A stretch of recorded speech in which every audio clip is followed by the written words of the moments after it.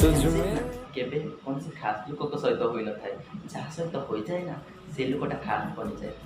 ଶୁଣିଥିଲି ପ୍ରେମ ଯାହାକୁ କରିବା ସେ ଲୋକ ସହିତ ରହିଲେ ଆମେ ଶାନ୍ତିରେ ରହିବା, କିନ୍ତୁ ସବୁଠାରୁ ତ ସେଇ ଲୋକ ହିଁ ଆମକୁ ବେଶୀ କନ୍ଦେଇଥାଏ। ଜୀବନରେ ନା ପ୍ରକୃତ ଶାନ୍ତି ସେଇଠାରେ ମିଳିଥାଏ କେବଳ ସାଙ୍ଗମାନଙ୍କ ସହିତ ରହିଲେ। କିନ୍ତୁ ସାଙ୍ଗମାନେ ସିନା ଆମ ଭଲ ସମୟରେ ପାଖରେ ଠିଆ ହୋଇଥାନ୍ତି, କିନ୍ତୁ ଆମ ଖରାପ ସମୟରେ ସାଙ୍ଗମାନେ ଆମ ପାଖେ ପାଖେ ଠିଆ ହୋଇଥାନ୍ତି। ବା ଗୋଟେ ପାଟିରେ କେକ୍ ସିନା ଆମ ପାଟିକି ଅଳ୍ପ ଖୋଇ ଦେଇଥାନ୍ତି, କିନ୍ତୁ ଆମ ମୁହଁରେ ଅନେକ ବଳିଥାନ୍ତି। ସେ ହେଉଛି ତାକୁ ଭଲ ପାଇବା। କିନ୍ତୁ ହଁ, ସେମାନେ କ୍ଲାସ୍ ବନ୍ଦ କରି ବାହାରେ ବୁଲିଥାନ୍ତି, କିନ୍ତୁ ଏକ୍ଜାମ୍ ପୂର୍ବ ଦିନ ହ୍ୱାଟ୍ସଆପ୍ରେ ମେସେଜ୍ କରି ନୋଟ୍ ମାଗି ମୁଣ୍ଡ ଖାଇଦିଅନ୍ତି। ଆମେ ସେଇଭଳି ଚୁପ୍ ବେଶଳା ମୁଣ୍ଡଟା ଆଜ୍ଞା ରାତି ଅଧରେ ଖରାପ କରୁଛୁ ସେଇ ଭାଷାଟା କହିକି।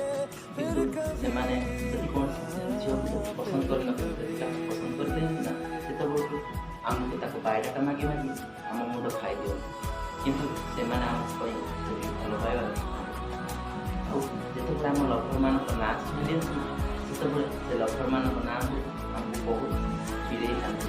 ସେଇଥିରେ ବି ଆମ ଭଲ ପାଇବା ରହିଥାଏ।